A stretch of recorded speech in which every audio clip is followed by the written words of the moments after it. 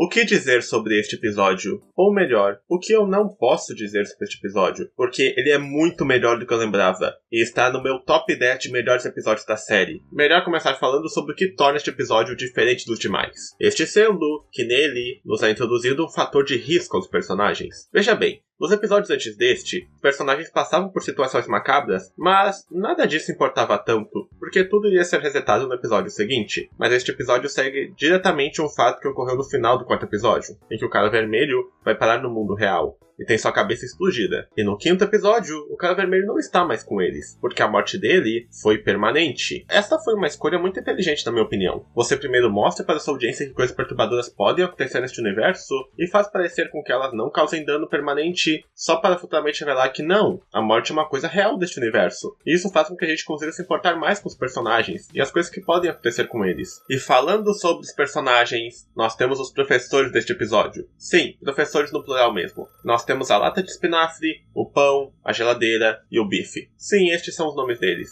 E eles formam um grupo chamado de The Healthy Band, que em tradução literal seria algo como a banda saudável ou a banda da saúde. Eles possuem este nome porque a matéria que querem ensinar é a nutrição / como ter uma alimentação saudável. Para ser mais específico, o bife e a lata de espinafre lecionam a matéria, o pão só fica cantando e tocando, e a geladeira só complementa o que os dois professores falam. Então sim, tecnicamente temos 4 professores, mas apenas 2 deles são importantes. E como é de se esperar, eles são péssimos em ensinar a matéria. E por um motivo bem único, e que eu gostei bastante. Este sendo que eles se contradizem o tempo todo uns com os outros. Isso até que virou um meme deste episódio, mas basicamente um dos professores vai introduzir um alimento para os personagens, e se ele for ruim, eles vão dizer "You'll end up with your teeth all grey." E depois vão recomendar um alimento bom para os personagens. Só que depois eles vão falar sobre esse alimento bom mais uma vez, e desta vez dizer que ele na verdade "You'll end up with your gums all grey." Olhem nesta cena, por exemplo. Nela, o Biff mostra uma lista de alimentos que são bons, e um deles é molho branco. E mais tarde no episódio,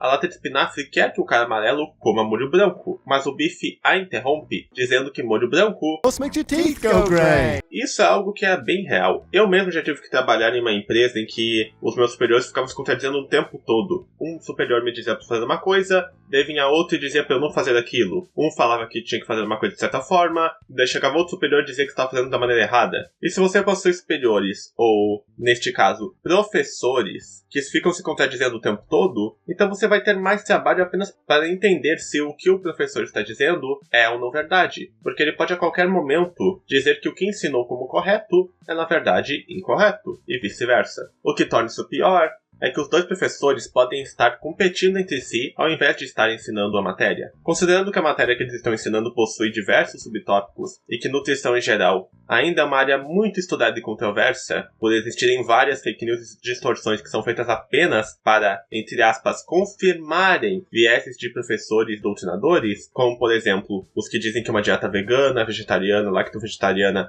ou apenas baseada no consumo de carne seria a melhor ou pior opção, não se baseando em fatos, mas sim na opinião pessoal do professor. Porque vamos ser honestos, fazer os dentes ficarem cinza é algo ruim, mas isso não faz com que esses alimentos não possuam um valor nutricional. Só que essa é apenas uma das teorias. Outra teoria, e essa sendo a mais plausível para mim, é que os professores estejam fazendo isso de propósito. Existe algo ou alguém que é o alvo dos professores, este sendo o Pato. Perceba que desde o começo, o Pato se mostra muito incomodado com a banda saudável.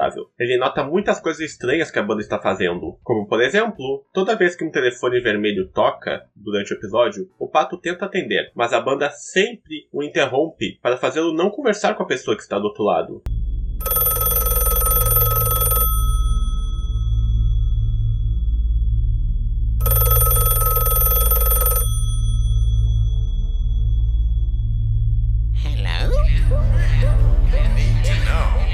E o Pato fica tão desconfortável ao ponto de desistir de tudo e quebrar a quarta parede.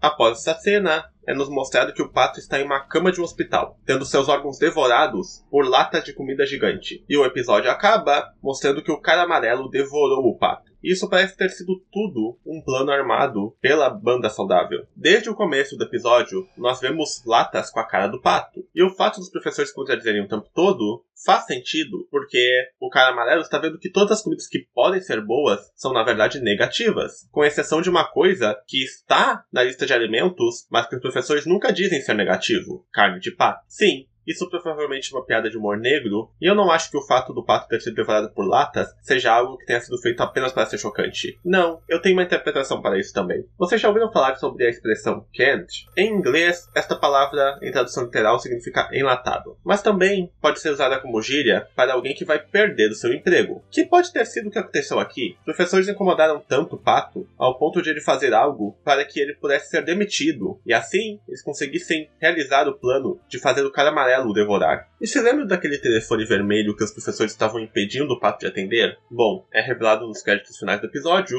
que quem estava ligando era o cara vermelho, que parece ter sobrevivido e está no mundo real. E ele provavelmente ligou para tentar avisar ao pato sobre o plano da banda saudável, mas ele apenas conseguiu conversar com alguém quando era tarde demais.